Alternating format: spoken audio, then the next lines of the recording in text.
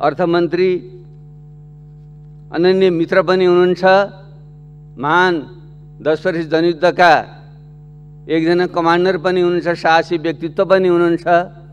तर मैले अलिकति उहाँप्रति क्षमा याचना गर्दै भन्नै पर्छ, उहाँबाट जुन एउटा साहसिक कदमको मैले अपेक्षा गरेको थिएँ त्यो चाहिँ अलिकति प्राप्त गर्न मैले सकिनँ।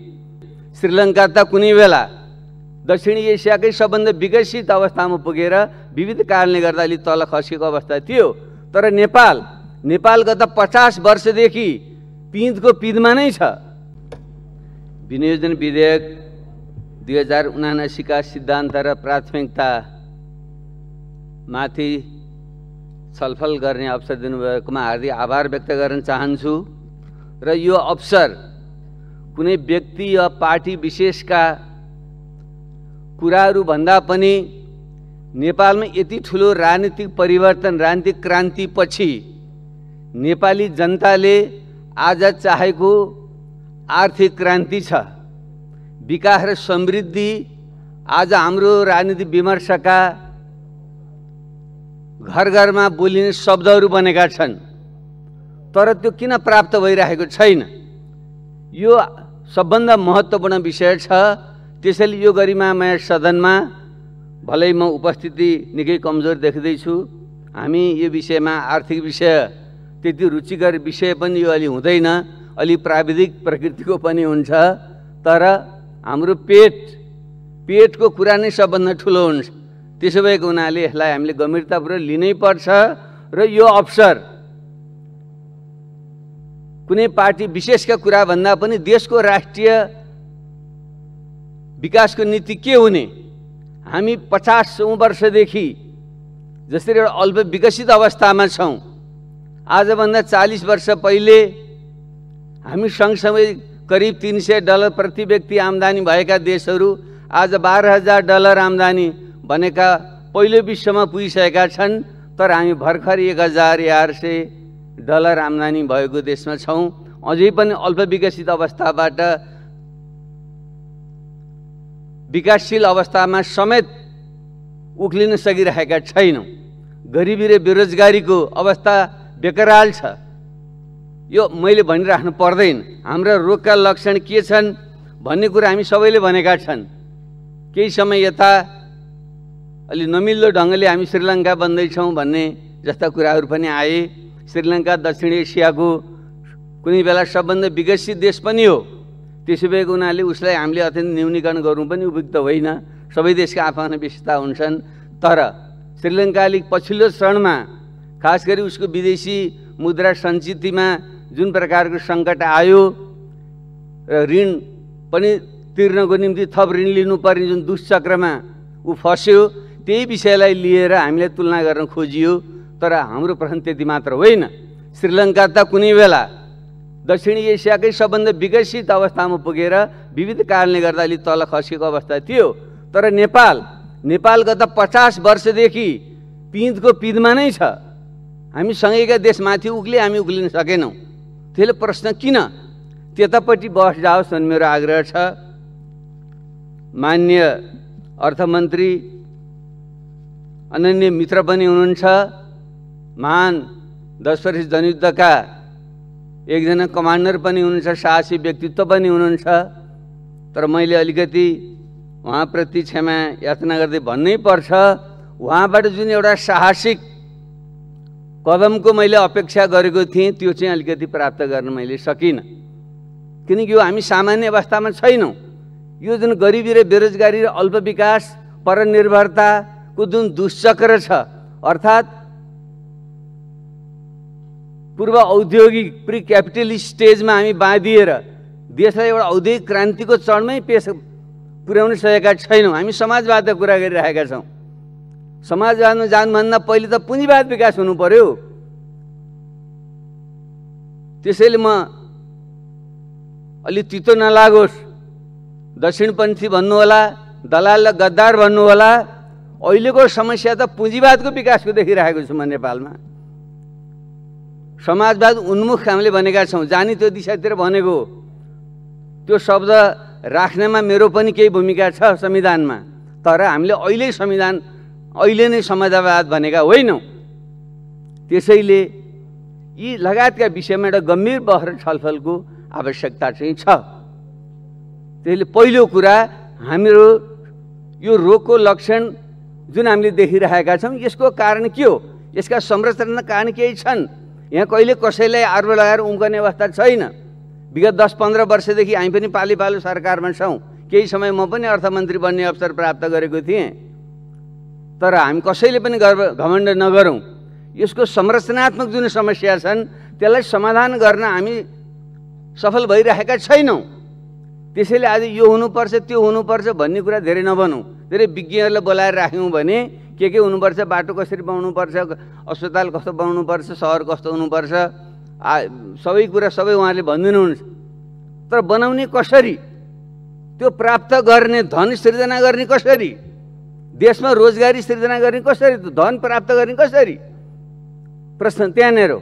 त्यसले म कहाँ केन्द्रित हुन चाहिरहेको छु भने हामी नेपाल अहिले पनि पूर्व औद्योगिक अवस्थामा, निर्वाहमुखी कृषिको अवस्थामा, प्री क्यापिटलिस्ट स्टेजमा थचिएर हामी बसेका छौँ। त्यसबाट निस्कन नसक्ने हाम्रो अवस्था छ।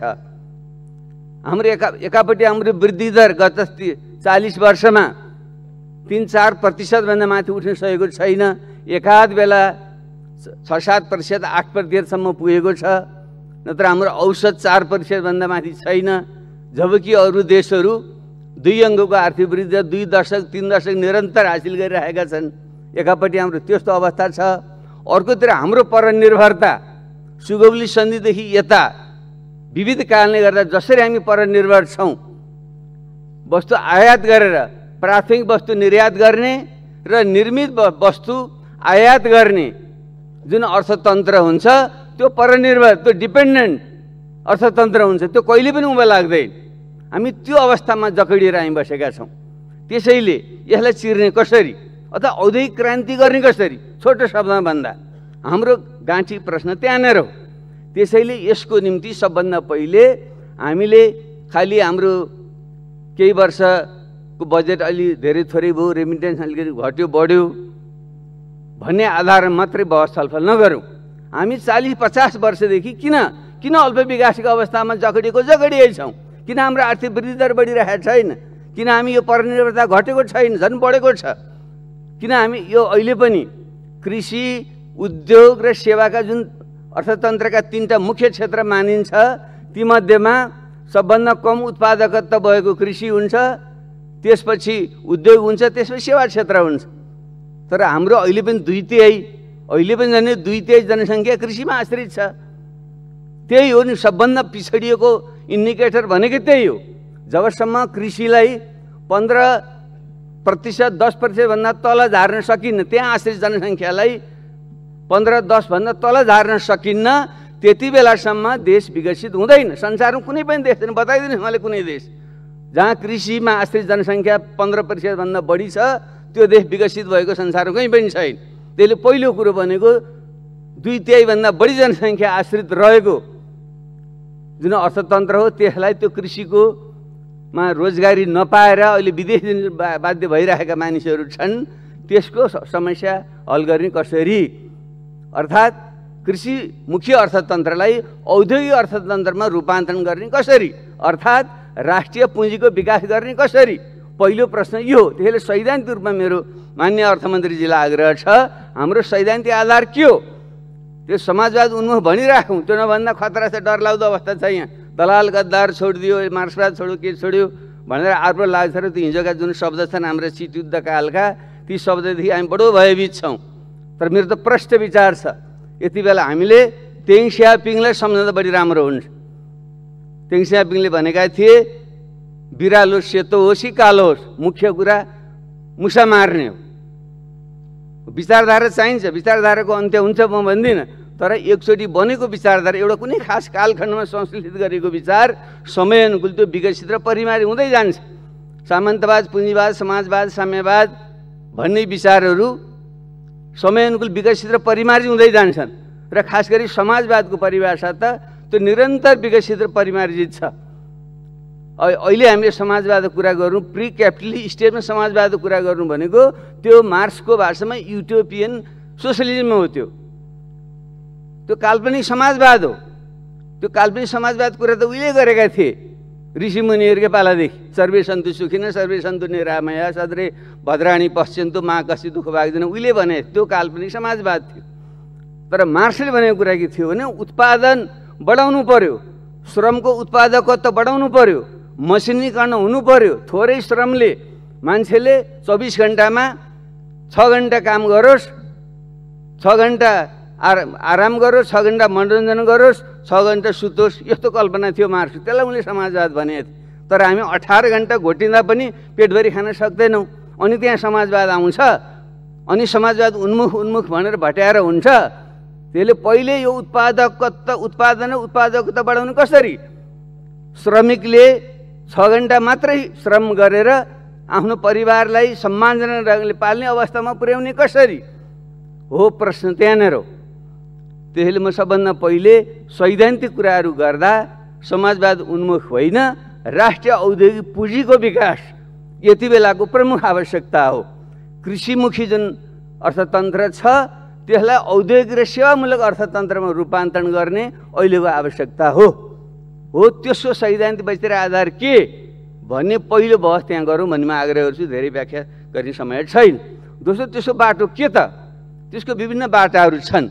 एउटा त आधुनिकतावादी बाटो भनिन्छ, जो युरोप अमेरिकामा औद्योगिकरण बाष्प इन्जिनदेखि हुँदै बिजुलीको आविष्कार हुँदै पहिलो, दोस्रो, तेस्रो, चौथो औद्योगिक क्रान्तिसम्म गएको बाटो छ। त्यसलाई जुन आधुनिकतावादी जुन बाटो भनिन्छ, ठुलो स्केलमा मसिनहरूको प्रयोग गरेर ठुलो स्केलमा उत्पादन गर्ने, केन्द्रीकृत ढङ्गले त्यो उत्पादन गर्ने, वितरण र बजार व्यवस्थापन गर्ने, बाह्य बजारसँग जोड्ने, सहरीकरण गर्ने, यसलाई एउटा आधुनिकरणको बाटो भनिन्छ। त्यसले केही विकृति विसङ्गति ल्याए, वातावरणीय समस्याहरू ल्याए, असमानता ल्याए। त्यसैले गर्दा आधुनिकतावादी बाटोका केही समस्याहरू देखिए भनेर अरू वैकल्पिक गान्धीहरूले चाहिँ गान्धीयन सोसलिजमको अलि फरक खालको स्मल इज ब्युटिफुल अथवा ब्याक टु नेचर आदि जस्ता चाहिँ सुधारहरू गर्न चाहिँ खोजे। अब हामी ती दुईटै बाटोको बहसमा पनि अहिले नजाउँ। अहिले तत्काल हाम्रो जस्तो देशमा जहाँ उत्पादन उत्पादकत्व बढाउनु छ, प्रति व्यक्ति आम्दानी अहिलेको $1000बाट कमसेकम 10 वर्षभित्र $4000 र 20 वर्षभित्र $12000 पुर्याउनको निम्ति हामीले ठुलो स्केलमा आधुनिकतावादी बाटोबाट नगइकन सुगर छैन। मसिनीकरण नगरिकन र पहिलो औद्योगिक क्रान्तिको कुरा छैन। अब त हामीले चौथो, पहिलो, दोस्रो, तेस्रो, चौथो एकैचोटि औद्योगिक क्रान्ति गरेर उत्पादन बढाउने र हाम्रो नारा नै मलाई लाग्छ, मैले पहिले पनि सुझाव दिएको थिएँ, 2 अङ्कको वृद्धि दर 2 दशक निरन्तर, यति नारा बनाउनु। त्यो गर्दा कसरी त्यो हासिल हुन्छ? 2 दशकसम्म 2 अङ्कको वृद्धि दर निरन्तर हासिल गर्ने उपाय के छ? त्यो अर्थशास्त्रीहरूले बताउँछ। के इन्भेस्ट गर्नुपर्छ, कसरी पुँजी, कसरी प्रविधि ल्याउनुपर्छ, निजी क्षेत्रले के गर्छ, राज्यले के गर्छ, कुन क्षेत्रमा लगानी गर्दा कति प्रतिफल आउँछ आदि जस्ता कुरा हुन्छ। जिडिपीको करिब 40% लगानी गरियो भने त्यसले 2 अङ्कको वृद्धि दिन्छ भन्ने चाहिँ एउटा फर्मुला हुन्छ। यो अर्थशास्त्रीले जान्ने कुरा हो। त्यसले कमसेकम लक्ष्य त्यो राखौँ, 2 अङ्कको वृद्धि दर 2 दशक निरन्तर। एउटा यो सिद्धान्त हामीले बनाऊँ। वृद्धि नै पहिले गर्ने हो। वृद्धि भएपछि अनि वितरण गर्ने, फेरि उत्पादन भएपछि नै वितरण गर्ने हो। अहिले के बाँड्ने? अहिले त बाँड्ने त गरिबी बाँड्ने हो। $1000 प्रति व्यक्ति आम्दानी छ अनि बाँड्नुहुन्छ, त्यसलाई पनि बाँड्दा के हुन्छ? सबै गरिब बनाउने कुरा नहुन्छ। त्यसले अहिले चाहिँ न्यूनतम गरिबीको रेखामा रहेका मान्छेलाई सामाजिक सुरक्षा दिने कुरा हुन्छ। तर हामीले पहिले उत्पादन पहिले बढाउँ, अनि त्यसपछि सामाजिक सुरक्षाका नीतिहरू सँगसँगै लगेर जब हामी $12000 प्रति व्यक्ति आम्दानीमा पुग्छौँ अनि त्यति बेला फरक ढङ्गले हामी सोच्छौँ। त्यसपछि बल्ल समाजवाद, वैज्ञानिक समाजवाद, आधुनिक समाजवाद, समुन्नत समाजवादका कुरा त्यति बेला गर्न सकिन्छ। त्यसले अहिले आर्थिक वृद्धिका कुरा पहिले गरौँ, वितरणमा ध्यान दिउँ र सँगसँगै पर्यावरण जुन विनाश छ गरौँ। चाहिँ स्वतः नै ठुलो पैमानामा आधुनिकतावादी बाटोबाट विकास गर्दा पर्यावरणको विनाश हुन्छ, सहरीकरण हुन्छ, भद्रगोल हुन्छ, नदी नालाहरू चाहिँ ढलमा परिणत हुन्छन्, कङ्क्रिट जङ्गल बन्छ, यो हुन्छ। तर त्यसलाई न्यूनीकरण गर्ने, त्यसलाई पुरै रोक्न सकिँदैन। त्यसैले वातावरणीय पक्षमा ध्यान दिउँ, वितरणको पक्षमा ध्यान दिउँ, तर वृद्धिको पक्षमा जोड दिउँ। यो चाहिँ हाम्रो सैद्धान्तिक आधार तत्काल यो हुनु पर्यो। कहिलेसम्म भन्ने मलाई लाग्छ कमसेकम 1-2 दशक त्यो बाटो जानै पर्छ। युरोप र अमेरिकाको कुरा छोडौँ, पछिल्लोचोटि हेरौँ चीनकै बाटो हेरौँ न, चीनकै बाटो हेरौँ, मलेसियाकै बाटो हेरौँ, कोरियाको बाटो हेरौँ, सिङ्गापुरको बाटो हेरौँ, गर्ने त्यही हो। त्यसपछि जाने समाजवाद, फेरि यसले त समाजवादी छोड्यो भनेर साथीहरू चाहिँ रिसाउनु होला, मलाई त्यसमा चिन्ता छैन। मैले पहिलो सैद्धान्तिक रूपमा त्यतापट्टि ध्यान पुगोस् भन्ने मैले आग्रह गर्न चाहेँ। त्यसो गर्दाखेरि क्षेत्रका कुरा आउँछन्। यस्तो गर्दा कस्तो खालको नीति लिने त अब राज्यले र बजारले, निजी क्षेत्रले के गर्ने भन्ने प्रश्न आउँछ। अब हाम्रो संविधानमा त हामीले 3 खम्बे आदि कुरा पनि गरेका छौँ। वास्तवमा त्यो 2 खम्बा नै हो, एउटा राज्य हो, एउटा चाहिँ निजी र बजार हो। सहकारी भनेको त एउटा त्यसको बिचको पुलको मात्रै त्यसले काम गर्ने क्षेत्र हो। त्यसरी हेर्दा राज्य र बजार दुईटैको सन्तुलित भूमिका हुनुपर्छ। अब त्यसमा के हो नि प्रश्न भनेको राज्यले के गर्ने, बजारमा के छोड्ने भन्ने कुरा प्रमुख कुरा हो। त्यसैले मेरो विचारमा यसमा हामीले एउटा राष्ट्रिय सहमति हामीले बनाउनै पर्छ। हामीले शिक्षा, स्वास्थ्य जस्ता आधारभूत जनताको जुन आवश्यकता हुन्छन् र जुन सामाजिक सुरक्षा हुन्छ, यो चाहिँ राज्यकै दायित्व हामीले लिनुपर्छ। र सुरुमा ठुला पूर्वाधार ऋण लिएर भने पनि राज्यले बनाउनु पर्छ र अलि मध्यम स्तरमा पुगेपछि राज्य र निजी क्षेत्र मिलेर पूर्वाधार बनाउन सकिन्छ। तर अरू उत्पादनका क्षेत्र, कृषि, उद्योग, सेवा, पर्यटन लगायतका जुन उत्पादनका क्षेत्र हुन्छन् त्यसलाई चाहिँ हामीले निजी क्षेत्रलाई नै दिनुपर्छ, बजारलाई नै त्यो दिनुपर्छ। राज्यले त्यहाँ हात हाल्यो भने यो अहिलेको सुरुको चरणमा त्यो सम्भव हुँदैन। हो त, धेरै कम्युनिस्टहरू देशहरूमा अलि प्रयत्नहरू गर्यो, त्यहाँ त एउटा पार्टीको सत्ता थियो, एकल चलाएको थियो, केही बिन्दुसम्म गयो, तर त्यो पनि अगाडि बढेन, उनीहरू पछाडि हट्नु पर्यो त्यहाँ। त्यसले अहिले हामीले शिक्षा, स्वास्थ्य, सामाजिक सुरक्षा र ठुला पूर्वाधार राज्यले हेर्छ र पूर्वाधारका क्षेत्रमा राज्य र निजी क्षेत्रले संयुक्त लगानी गर्छ, पब्लिक प्राइभेट पार्टनरसिप गर्छ। कृषि, पर्यटन, सेवा, उद्योग लगायतका जुन क्षेत्रहरू छन् त्यो हामीले निजी क्षेत्रलाई दिन्छौँ।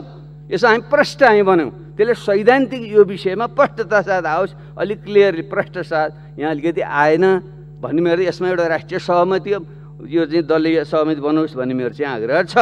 अब म त्यसपछि 2टा कुरामा म सरसरी जान्छु। शीर्षकहरू यहाँ सबै आएछन्, म त्यतापट्टि म गइनँ, समय हुन त यो हाम्रो परम्परा अलि विभेदकारी पनि छ। केही व्यक्तिलाई अलि बढी समय दिने, केहीलाई काट्ने, म त्यसलाई सबै उल्लङ्घन म गर्न चाहन्न। त्यसले म 2टा विषयमा केन्द्रित भएर म अन्त्य गर्छु। अब यसको निम्ति जब संरचनात्मक समस्या छ भने यसको हल कसरी गर्ने, संरचनात्मक समस्या, स्ट्रक्चरल प्रब्लम, इन्स्टिट्युसनल प्रब्लम छन् भने त्यसलाई हामीले टालटुल गरेर हुँदैन। त्यसलाई गम्भीर ढङ्गले नै, क्रान्तिकारी ढङ्गले नै हामीले सोच्नु चाहिँ पर्छ। किनकि इतिहासमा तपाईँले हेर्नु होला, युरोप अमेरिकादेखि लिएर रुस, चीन लगायतका जहाँ जुन जुन देशमा आर्थिक क्रान्तिहरू भए त्यहाँ हेर्नुभयो भने त्यहाँ ग्रेट लिप अथवा टेक अफ, उडान अथवा ठुलो छलाङ भन्ने ढङ्गले केही दशक यस्ता रूपान्तरणकारी कामहरू गरिएको छ, रूपान्तरकारी नीतिहरू लिएको छ। त्यसले मात्रै त्यहाँ ठुलो छलाङ चाहिँ हानिएको छ। त्यसै भएको हुनाले हामीले केही त्यस्ता नीतिगत कुरा के गरेँ त भन्दा म केही सुझाव म यहाँनिर दिन चाहन्छु। पहिलो कुरा भनेको त राजनीतिक प्रशासनिक क्षेत्रमा नै हो। किन इकोनोमिक्स भनेको शुद्ध इकोनोमिक्स होइन, यो पोलिटिकल इकोनोमी हो, राजनीतिक अर्थशास्त्र हो। विशुद्ध अर्थशास्त्र भन्ने हुँदैन। राजनीतिक अर्थशास्त्र, त्यसमा राजनीतिक नेतृत्व, राजनीतिक नेतृत्वको भिजन, राजनीतिक प्रणाली, ऐनी कानुनहरू, प्रशासनिक व्यवस्था, न्याय प्रणाली, यीमा सुधार आएन भने हामीले जतिसुकै अर्थशास्त्रका राम्रो कुरा गरे पनि हुँदैन। त्यसैले हाम्रो नीतिमा र हाम्रो बजेटको त्यो ओरिएन्टेसन त आउनै पर्छ। म यहाँ व्याख्या गर्न चाहन्न। हाम्रो जुन यो संसदीय एउटा मिश्रित प्रकारको संसदीय प्रणाली छ, यसले राजनीतिक स्थिरता दिँदैन, नीतिगत स्थिरता पनि दिँदैन। त्यसले गर्दाखेरि यसलाई हामीले सच्याएर, ढिलो छिटो सच्याएर प्रत्यक्ष निर्वाचित कार्यकारी राष्ट्रपतीय प्रणाली अथवा प्रधानमन्त्री प्रणाली र पूर्ण समानुपाती संसदमा जानुपर्छ। यतापट्टि म बहस गर्न चाहन्न। मुख्य जोडमा कहाँ भन्न चाहन्छु नि, प्रशासन, जुन हाम्रो प्रशासन चाहिँ जो चाहिँ यो चाहिँ राणा शासनको पालादेखि रेभेन्यू कलेक्सन, एउटा चाहिँ कर असुलीकरण गर्ने माध्यमको रूपमा जुन हाम्रा यो संरचना बनेका थिए, अब विकासको निम्ति ती उपयोगी छैनन्। त्यसले विकासको आवश्यकता अनुसार प्रशासनिक क्षेत्रलाई यो जुन एउटा सोपान क्रममा आधारित हायरार्किकल अर्डरमा आधारित ब्युरोक्रेटिक जुन सिस्टम छ यसलाई चाहिँ भत्काएर एक्सनल युनिट सिस्टम भनिन्छ, जहाँ चाहिँ कामको आधारमा फटाफट फाइल दस्तिर घुमाएर दस्तान चारेर होइन, दुई तिनजनाले एउटै कोठामा चाहिँ बसेर त्यहीँ फाइल क्लियर गरेर जाने यस्तो जुन एउटा प्रणाली हुन्छ त्यो म विज्ञ होइन, म्यानेजमेन्टका विद्यार्थीबाट बुझ्दा थाहा हुन्छ। त्यसमा हामीले सुधार गर्नै पर्छ। एउटा अर्को कुरा हाम्रो जुन ऐन कानुनहरू छन् हामीले पटक भनेका छौँ, हाम्रो जुन सार्वजनिक खरिद ऐन लगायतका ऐनहरू अत्यन्त अप्ठ्यारो छन्, त्यसले गर्दा हाम्रो विकास खर्च भएको छैन भन्ने जुन कुरा छ त्यसमा सुधार गर्ने भनेका छौँ, तर हामीले गरिराखेका छैनौँ। कतिपय हाम्रो क्ल्यास अफ इन्ट्रेस्टको कारणले गर्दा पनि भएको छैन, त्यसमा हामीले सुधार ल्याउँ। र न्याय प्रणाली पनि जुन परम्परावादी छ यसमा पनि सुधार गरेर अलिकति चाहिँ विकास निर्माण काम हुन्छ, कहीँ अधिग्रहण गर्नुपर्ने हुन्छ, गरेर मुद्दा हालियो रोकियो, त्यसपछि प्रोजेक्टले वर्षौँसम्म रोकिएर बस्छ। त्यस्तो प्रकारले चाहिँ यो विकास विरोधी जुन हाम्रो चाहिँ न्यायिक संरचना छ यसलाई बदल्ने ढङ्गले पनि हामीले कानुनी सुधार हामीले गर्नै पर्छ। त्यसले पहिलो राजनीतिक, प्रशासनिक र कानुनी सुधार कहाँ गर्नुपर्छ त्यसको निम्ति चाहिँ अलिक्रिया कार्य गरेर अगाडि ल्याउनुपर्छ भन्ने मेरो आग्रह छ। दोस्रो कुरा पहिले यहाँ राखि पनि सकियो, नेपालको चाहिँ अर्थतन्त्र पछाडि पर्नुको पछाडि एउटा आन्तरिक रूपमा हाम्रो स्ट्याग्नेसनमा फस्यौँ, गतिहीनतामा फस्यौँ, एउटा पाटो त हो, तर त्यसो सँगसँगै सुगौली सन्धिदेखि यता अर्को पाटो भनेको बाह्य परनिर्भरताकै पाटो हो। किन अङ्ग्रेजको पालादेखि जब उद्योग धन्दाहरूको भारतमा विकास भयो, त्यहाँका औद्योगिक मालहरू जब नेपालमा आउन थाले, स्वतः नै औद्योगिक वस्तु ठुलो मात्रामा पैदा गरेको वस्तु सस्तो हुन्छ र हामीले हातबाट बनाउने सानो मात्रामा बनाउने वस्तु महँगो हुन्छ। त्यति बेलादेखि जसरी हामी चाहिँ हाम्रो अर्थतन्त्र चाहिँ विदेशबाट आयात गर्ने परनिर्भर अर्थतन्त्रमा हामी रूपान्तरण भयौँ, पछिल्लो चरणमा त्यो बढ्दै जान्छ। किन त्यो पुँजीवादको नियम भनेको के हो भने त्यो प्रत्येक वर्ष त्यो चाहिँ गुणात्मक ढङ्गले त्यो परनिर्भरता झन् बढ्दै जान्छ। जो धनी थियो जो बढी धनी हुने, जो बलियो थियो जो बढी हुने, जो कमजोर थियो झन् कमजोर हुने हुन्छ। अर्थतन्त्रमा पनि त्यही नियम लागू हुन्छ। त्यसरी हेर्दा हाम्रो आयात निर्यातकै मात्रै कुरा गर्नुहुन्छ भने महेशचन्द्र रेग्मीले राखेको तथ्याङ्क छ, सुगौली सन्धिभन्दा पहिले हामीले नेपालबाट भारततिर 5 गुणा बढी निर्यात गर्थ्यौँ। सुगौली सन्धि पछि पञ्चायत कालको अन्त्यसम्म आउँदा हामीले 5 गुणा बढी आयात गर्न थाल्यौँ। अहिले हामी 15 गुणा बढी आयात गर्छौँ। यसैबाट हेर्नु यो कसरी यो बढिरहेछ भने त्यहाँ संरचनात्मक कारण छ। त्यसले त्यहाँ त्यस्तै भनेर गाली गरेर सरापेर उफ्रिएर हुँदैन। यो किन, यसलाई कसरी सच्याउने? अब खुला सिमाना छ, उसको ठुलो अर्थतन्त्र छ, उसले कृषिमा पनि हामीले किन यत्रो आयात गऱ्यौँ भने हामी सबैले यहाँ अर्थमन्त्री ठिकै भन्नुभएको छ, कृषि वस्तु पनि आयात गरेछ भन्नुभएको छ। किन उसले ठुलो स्केलमा गर्छ उसले र ठुलो मात्रामा उसले सब्सिडी दिन्छ, अनि हामी खुला बजार छ, खुला सिमाना छ, हामीले नियन्त्रण गर्न सक्दैनौँ, प्रतिस्पर्धै हुँदैन, अनि हामीले चाहिँ सबै वस्तु चाहिँ आयात गर्नुपर्ने हुन्छ भने यो विषयलाई हामीले हल गर्नै पर्छ। त्यसैले भारतसँग हामीले जुन विगतमा पनि विभिन्न व्यापार सन्धिहरू, वाणिज्य सन्धिहरू, पारमाणु सन्धिहरू जुन गरेका छौँ, यी सबै विषयलाई फेरि एकचोटि पुनरावलोकन गरेर हाम्रो जुन संरचनात्मक रूपमा हाम्रो अर्थतन्त्र जसरी परनिर्भर भइरहेको छ, बरु कुन क्षेत्रमा हामीले चाहिँ उत्पादन गर्ने हो, कुन क्षेत्रमा बरु उहाँहरूको हामीले आयात गर्ने हो। किन व्यापार भने त दोहोरो हुन्छ, फेरि हामीलाई मात्रै सुविधा देऊ भनेर उनले मान्दैनन्।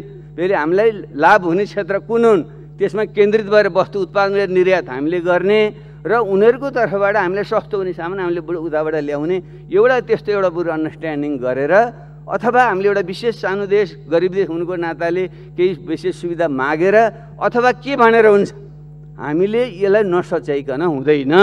यो नसचिएसम्म हामी जतिसै उफ्रिए पनि साथीले भन्नुभयो कृषिमा यसो गरौँ उसो गरौँ भन्नुभयो, त्यो त एकदम सबैले जानेको कुरा हो। कृषिमा बडा मलको पनि लगाउँ, यो कारखाना पनि खोलौँ, यो सबै चाहिँ मसिनीकरण गऱ्यौँ, बजार चाहिँ गाउँ गाउँमा खोलौँ, अत्यन्त राम्रो कुरा।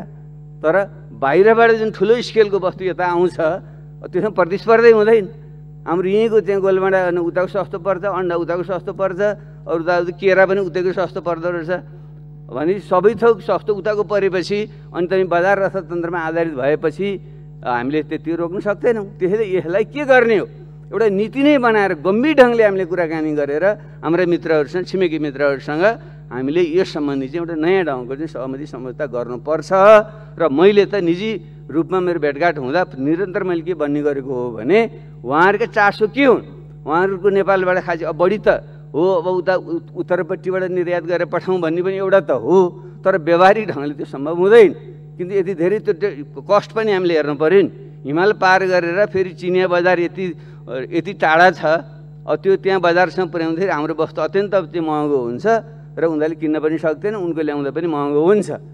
त्यसो भएको हुनाले हामीले बढी भारतसँगै बढी गर्नुपर्ने हाम्रो बाध्यता छ ऐतिहासिक भौगोलिक आदि कारणले। सँगसँगै उत्तरतिरका नाका पनि खोलौँ, त्यताबाट केही त गरौँ, तर त्यो चाहिँ सामान्य सुधार मात्रै हुन्छ। मुख्य रूपमा भारतसँग यो जुन हाम्रो असमान व्यापार सम्बन्ध कायम हुन पुगेको छ यसलाई सच्याउने दिशामा गम्भीर ढङ्गले कुरा गरौँ। उहाँहरूलाई हामीले के चाहिँ उहाँहरू के चासो हामीले उहाँलाई सम्बोधन गर्न सक्छौँ र उहाँले हामीलाई यसमा के सुविधा दिन सक्नुहुन्छ, यसमा गम्भीर ढङ्गले कुराकानी गरौँ। कमी ठिक छ, यो अलि परराष्ट्र क्षेत्रकै विषय परे पनि यसको सङ्केत हाम्रो बजेटमा आउनुपर्छ।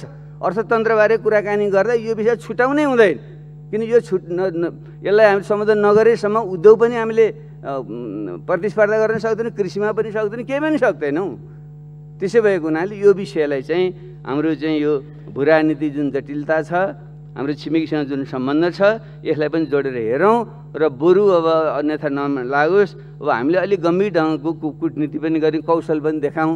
अब हामीलाई प्रस्तावित एकजना राजदूत महोदयले अखबारमा सुने, अब चाहिँ यो क्षेत्रमै नभएको देशलाई नै सार्कको सदस्य बनाइनुपर्छ भनेर बोलेर झन् अनावश्यक ढङ्गले गिजे ल्याउने यस्तो कच्चा काम हामीले गर्नु चाहिँ हुँदैन।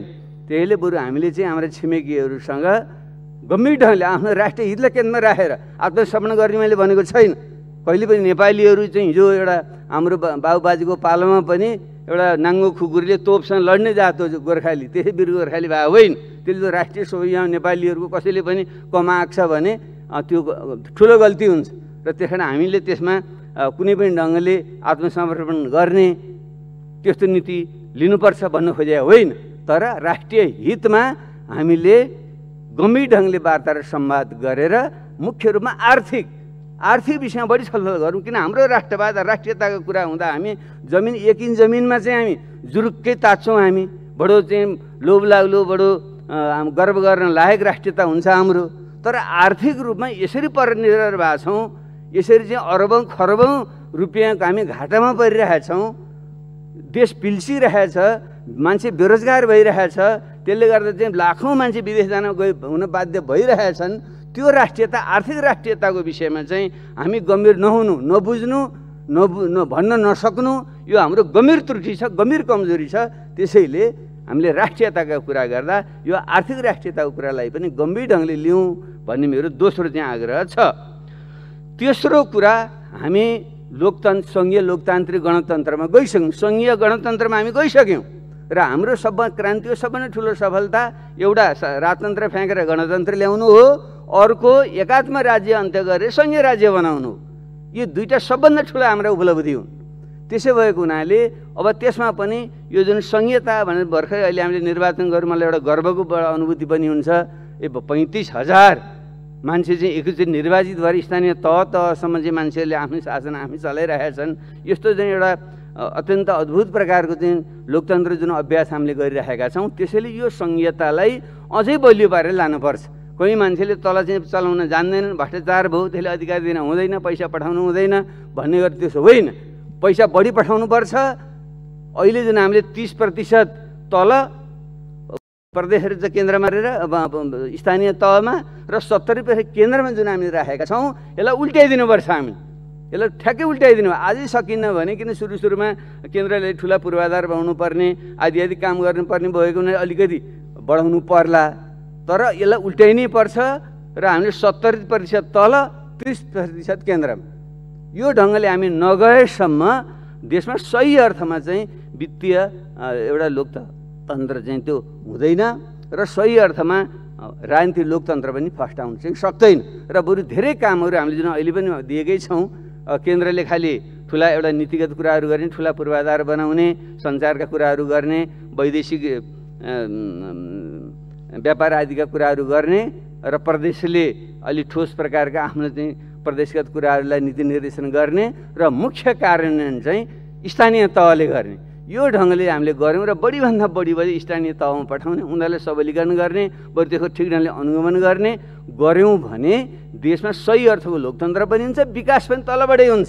किनकि पानी त माथि रुखको पनि हामी सबैलाई थाहा छ नि, माथि हाँगामा पातमा हालेर त पानी बिरुवाले त पानी प्राप्त गर्दैन।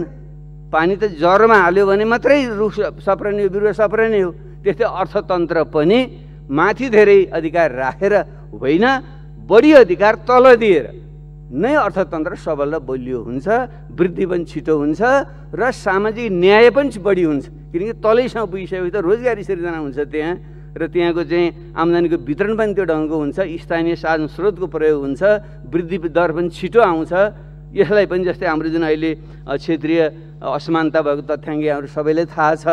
कर्णाली प्रदेशमा जम्मा चाहिँ जिडिपीको 3% छ, काठमाडौँ जुन हाम्रो बागमती छ त्यहाँ चाहिँ 50% जिडिपी चाहिँ यहाँ छ, एउटा प्रदेशमा छ। अब यस्तो जुन असमानता भएको अवस्था छ, त्यसले हामीले प्रत्येक स्थानीय तहमा चाहिँ हामीले यसरी चाहिँ बजेट विनियोजन गऱ्यौँ र अधिकारहरू दियौँ, आर्थिक गतिविधि तल पुर्यायौँ भने देशमा ठुलो एउटा आर्थिक क्रान्तिको आधार त्यसले बन्छ।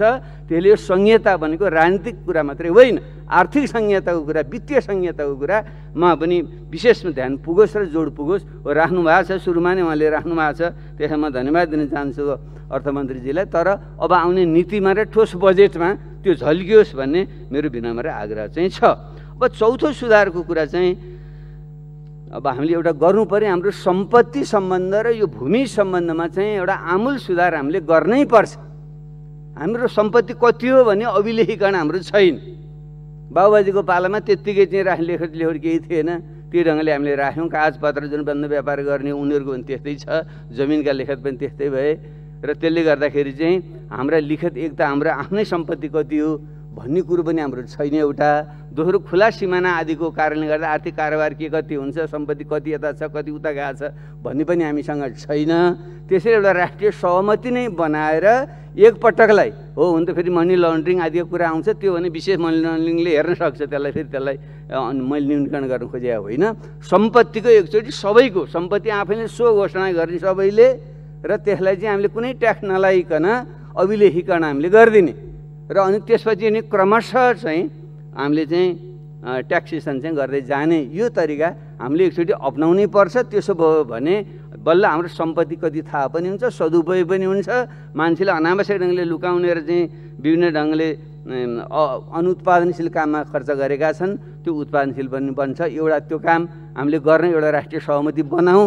बरु यसबारेका चाहिँ छिद्र कतिपय साथीले चाहिँ व्यङ्ग्य पनि गर्नुहुन्छ, तर त्यो फेरि मनी लन्ड्रिङ अपराधीकरणलाई संरक्षण दिने भन्ने मेरो कुरा छैन, किन त्यसको निम्ति अलग्गै कानुन छ, आन्दोलनले कानुनले त्यहाँ हेरिहाल्छ। मैले भन्न खोजेको त हाम्रो सम्पत्ति नै कति हो जुन हामीलाई थाहा छैन, अभिलेखीकरण चाहिँ गरौँ, अहिलेको चाहिँ डिजिटलाइजेसनको जमानामा गरौँ। र अनि त्यसो भयो भनेदेखि त्यसको सदुपयोग पनि हुन्छ, राज्यको ढुकुर पनि बढ्छ, जनताको धन पनि बढ्छ। एउटा काम यो गरौँ। र अर्को चाहिँ जमिनको कुरा यहाँ आयो। जमिन हामीले कृषिका कुराहरू गर्नुभएको छ अर्थमन्त्रीजीले, कृषि क्रान्ति, तर त्यसले मात्रै अलिकति पुग्दैन।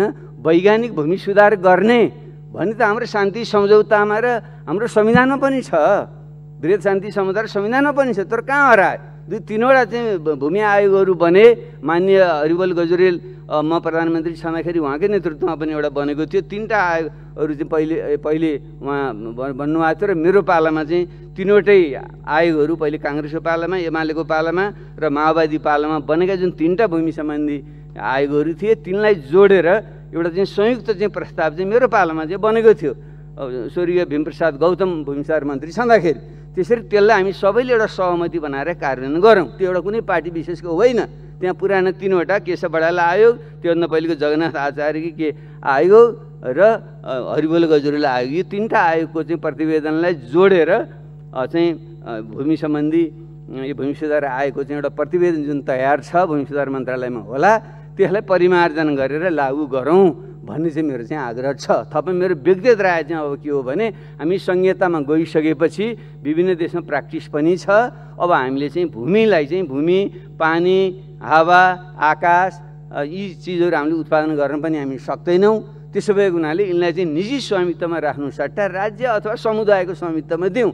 हाम्रो जुन स्थानीय तह छन् त्यहाँ चाहिँ एउटा कानुन राम्रोसँग चाहिँ बनाएर स्वामित्व राज्य अथवा समुदायको हुन्छ, तर भोगाधिकार चाहिँ व्यक्तिको हुन्छ। फेरि अहिले कसैको पनि जमिन लिने भन्ने कुराहरू नगरौँ, त्यसो गरे मिति फेरि बवाल हुन्छ।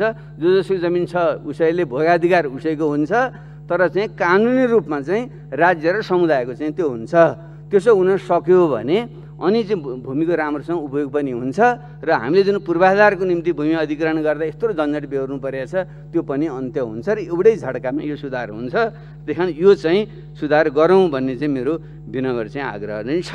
यसको सँगसँगै यो गाउँ र सहर जुन सहरीकरण जुन अव्यवस्थित ढङ्गले भइरहेको छ यसको निम्ति पनि मास्टर प्लान नबनाइकन कुनै पनि सहरमा चाहिँ निर्माण गर्न नपाइने, यो हामीले सायद भनिए पनि होला, ऐन सहरी विकास मन्त्रालयले गरे पनि होला सायद, तर त्यो कार्यान्वयन भएको चाहिँ छैन। त्यसले गर्दा हाम्रा सहरहरू चाहिँ पुरै नरकुण्डहरू, कङ्क्रिट जङ्गल र नदीहरू चाहिँ पुरा ढलहरू जुन हाम्रो बनेर जुन गएका छन्, बस्न अयोग्य बनेका छन्, वातावरण जुन बिग्रँदै गएको छ, यसको निम्ति पनि हामीले सुधार हामीले गरिदिनै पर्छ। कानुनी रूपमा कमी छ भने त्यो गरौँ भन्ने मेरो चौथो आग्रह यो छ। अनि म अलि छिटो जान्छु। म अब चौथो भनेको शिक्षा र स्वास्थ्य क्षेत्रकै सुधार हो। यो चाहिँ राज्यकै दायित्व हामीले गर्नै पर्छ। प्रश्न उठ्छ यति धेरै लगानी भएको छ, कहाँबाट पैसा आउँछ भन्ने जहाँसम्म कुरा छ, बरु निजी क्षेत्रलाई अरू क्षेत्रतिर उनीहरूको जुन सेयर छ त्यसमा जसको छ शिक्षा र स्वास्थ्य क्षेत्रमा, त्यस बापत चाहिँ बरु अरू चाहिँ उद्योग धन्दा अन्त कहीँ खोलौँ, त्यहाँ उहाँहरूको सेयरलाई ट्रान्सफर हामीले गरिदिउँ। सकिन्छ राज्यले चाहिँ केही मात्रामा चाहिँ अहिले क्षतिपूर्ति पनि दियो, सक्दैन भने सेयर अन्त ट्रान्सफर गरिदिउँ, तर शिक्षा र स्वास्थ्यमा चाहिँ निजीकरण नगरौँ।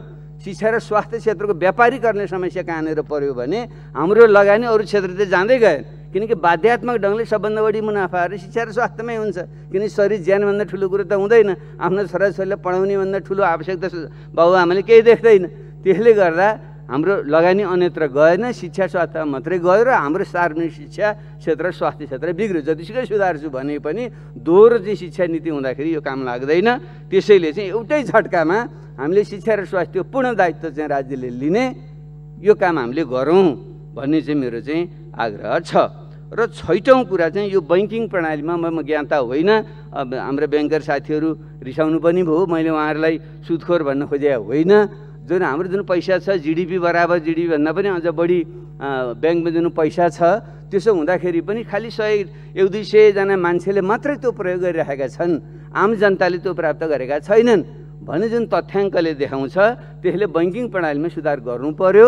त्यसो नगरेसम्म जसले लगानी गर्न चाहेको छ उद्योग धन्दा आदिका जुन हामीले कुरा गरिरहेका छौँ, जो नव युवाहरू जुन आएका छन्, नव प्रदर्शनमा चाहिँ रुचि राख्ने युवाहरू छन्, नयाँ व्यवसाय गर्न चाहने मान्छेहरू छन्, उनीहरूले पैसा नपाउने, तर केही मान्छेले चाहिँ त्यही पैसाको खेलो, पैसाले पैसा चाहिँ थप्ने मात्रै जुन काम भइरहेको छ, यसो बैंकिङ क्षेत्रको सुधार गरौँ। यसको डिटेलमा म जान्न, ज्ञाता पनि होइन, यसलाई चाहिँ यहाँहरूले थाहा नै छ, तर यो ठिक छैन, यसलाई ध्यान दिउँ भन्ने मेरो आग्रह छ।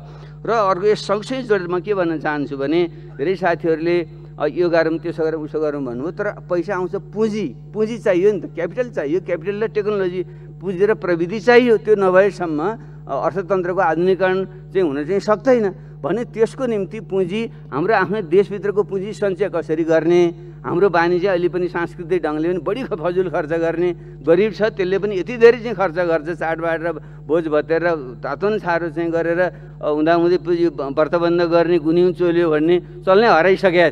त्यसो गरेर गरिबले पनि अनावश्यक ढङ्गले चाहिँ खर्च गर्ने जुन प्रवृत्ति छ यसलाई रोकेर कन्जम्सनमा अनावश्यक खर्च गर्ने होइन, बचत गर्ने र लगानी गर्ने यो हामीले सिकाउँ। र रेमिटेन्सबाट विदेशबाट जुन कमाएको पैसा छ त्यो पनि घर घरेडी गरेर छोराछोरीलाई चाहिँ सहर बजारमा राखेर बोर्डिङमा पढाएर खर्च गर्ने होइन, त्यो पनि तिमीहरूले चाहिँ एउटा पुँजी सञ्चय गरेर लगानी गर भन्ने ढङ्गले पुँजी सञ्चयको चाहिँ क्यापिटल फर्मेसनको चाहिँ पुँजीकरणको नीति, स्पष्ट नीति चाहिँ हामीले चाहिँ बनाउनु पर्यो र हामी सबैले एउटा त्यो संस्कृति पनि विकास गर्नु पर्यो भन्ने मेरो चाहिँ आग्रह छ। मैले यो संरचनात्मक सुधारको मैले कुरा गरेँ, अलिकति अप्रासङ्गिक लाग्न सक्छ, तर मलाई चाहिँ यी कुराहरू नसुधारेसम्म अरूले हुन्न भनेर मैले यो भन्दैछु।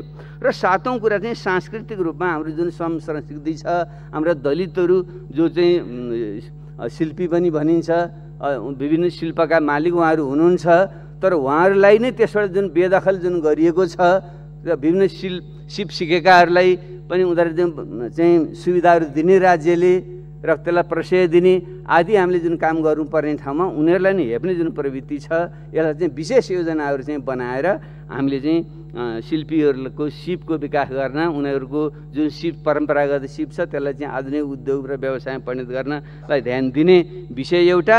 अर्को चाहिँ जुन महिलाको जुन श्रम छ महिलाको श्रमको गणना घरेलु जुन श्रम हुन्छ महिलाहरूले गर्ने श्रम त्यसो गणना हुनु पर्यो, त्यो चाहिँ अर्थतन्त्रमा जोडिनु पर्यो र महिलाहरूले त्यस बापत चाहिँ उहाँहरूले पाउनुपर्ने आवश्यक सेवा सुविधा अथवा सम्मान जे हो त्यो प्राप्त गर्नु पर्यो। महिलाले जुन बढी काम चाहिँ महिलाले बढी गरिरहेछ तर उनीहरूको महिलाको श्रम चाहिँ हाम्रो चाहिँ यो गणनामा चाहिँ आउँदैन, त्यसैले यसलाई सुधार गर्ने र महिलाको चाहिँ श्रम र सिपको सदुपयोग गर्ने ध्यान पुर्याउनु पर्यो भन्ने मेरो चाहिँ आग्रह छ। र 8औं यसमा अन्तिम बुँदा चाहिँ जुन एनआरएनहरू जुनसुकै देशमा पनि यो क्रान्तिको बेला औद्योगिक क्रान्तिको बेलामा जो विदेशमा जान्छन् आफ्ना अगुवा नागरिकहरू पढे लेखेका मान्छेहरू पढ्न जान्छन्, घुम्न जान्छन्, बस्न जान्छन्, तिनले जुन धन सिप आर्जन गर्छन् तिनीहरूले लगानी गरेर मात्रै त्यो देशमा औद्योगिक क्रान्ति भएको छ। चाहे भारत भन्नु, चाहे चीन भन्नु, चाहे फिलिपिन्स भन्नुहोस्, चाहे मलेसिया भन्नुहोस्, सबै देशमा त्यही हुन्छ। त्यसैले हाम्रो पनि पहिलो दोस्रो पुस्ताका मानिसहरू विदेशमा गएर जुन धन सिप ज्ञान आर्जन गरेका छन् तिनलाई देशभित्र लगानी गर्ने एउटा वातावरण हामीले बनाउनै पर्छ।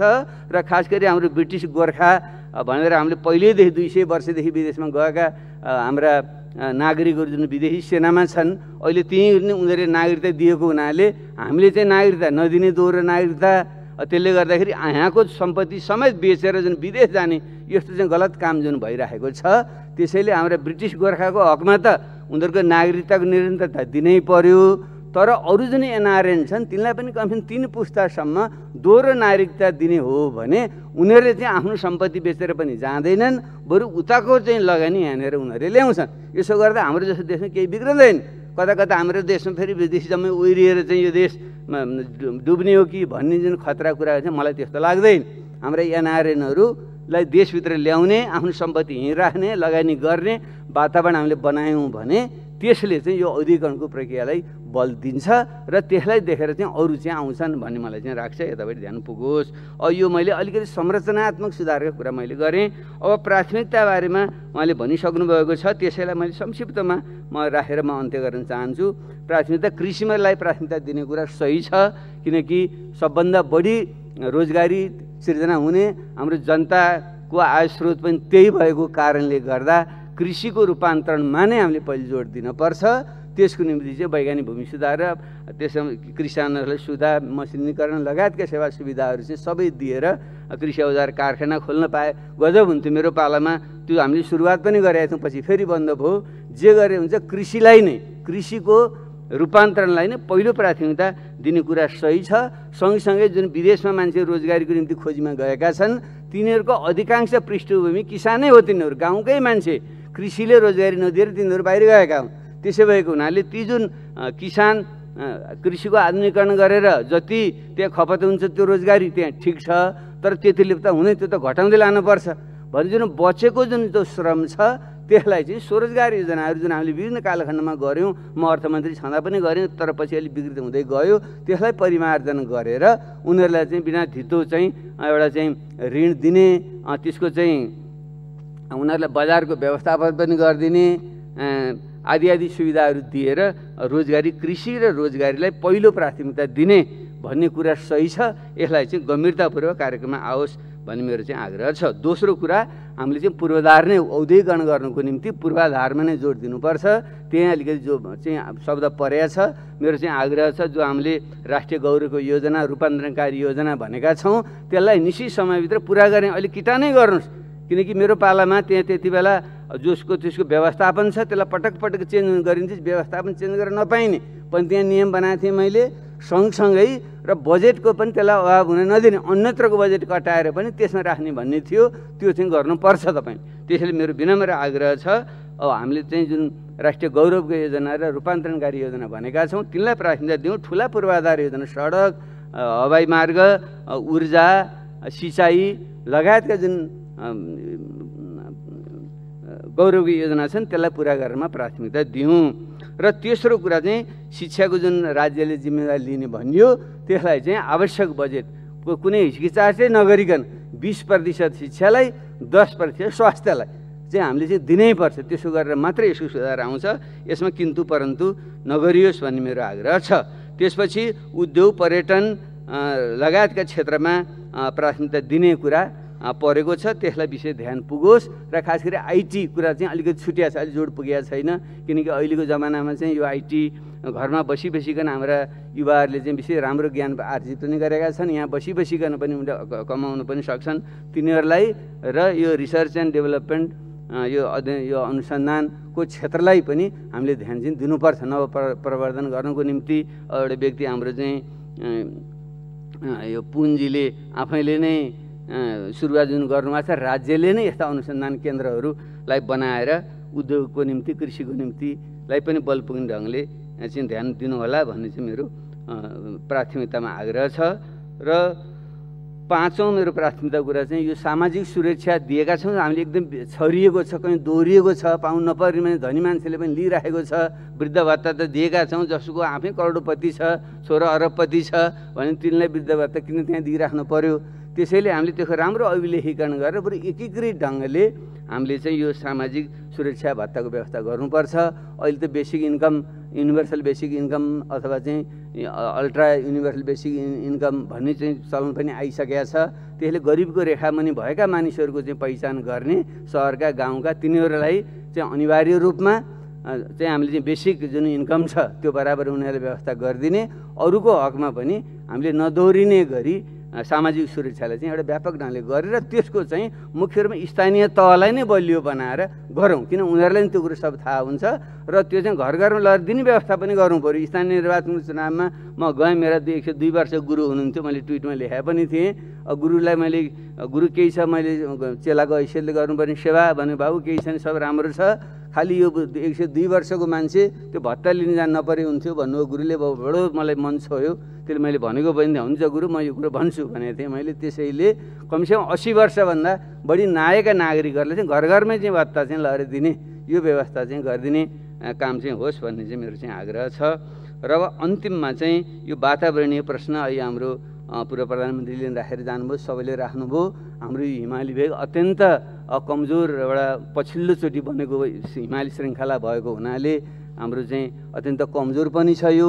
फेरि हिमालको आफ्नै महत्त्व पनि छ र हाम्रै कारणले गर्दा भन्दा नि अन्तर्राष्ट्रिय रूपमा जुन खालको कार्बन उत्सर्जन बढेको कारणले गर्दा, तापक्रम बढेको कारणले गर्दा हिमनदीहरू, हिमालयहरू पग्लने आदि समस्या जुन भन्दैछ, यसलाई चाहिँ हाम्रो तर्फबाट पनि उचित ध्यान दिनैपर्छ र त्यसको निम्ति बजेटमा चाहिँ कुनै पनि प्रकारको कन्जेसनाइ नहोस् भन्ने म आग्रह गर्न चाहन्छु। अब यिनै शब्दका साथ अन्त्यमा म यहाँलाई आग्रह गर्न चाहन्छु, हामीले सपना देख्नुपर्छ।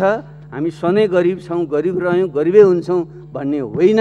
हामी जस्तै देश हाम्रै जीवनकालमा धनी र सम्पन्न भएका छन्, हामी पनि अब हुन सक्छौँ। यही अठोटका साथ अगाडि बढौँ र यो वर्षको बजेट यो चाहिँ अहिले चुनावको मुखको अन्तिम अर्थ भन्ने अर्थमा होइन, रूपान्तरणीय काम गर्न, नयाँ काम गर्न, राम्रो काममा शुभ काम गर्न कहिले पनि चाहिँ ढिलो चाहिँ हुँदैन। यसको एउटा सुरुवात होस् र एउटा ठुलो एउटा ब्रेक थ्रु चाहिँ यो होस् भन्ने शुभकामना सहित मेरो भनाइ अन्त्य गर्न चाहन्छु। धन्यवाद।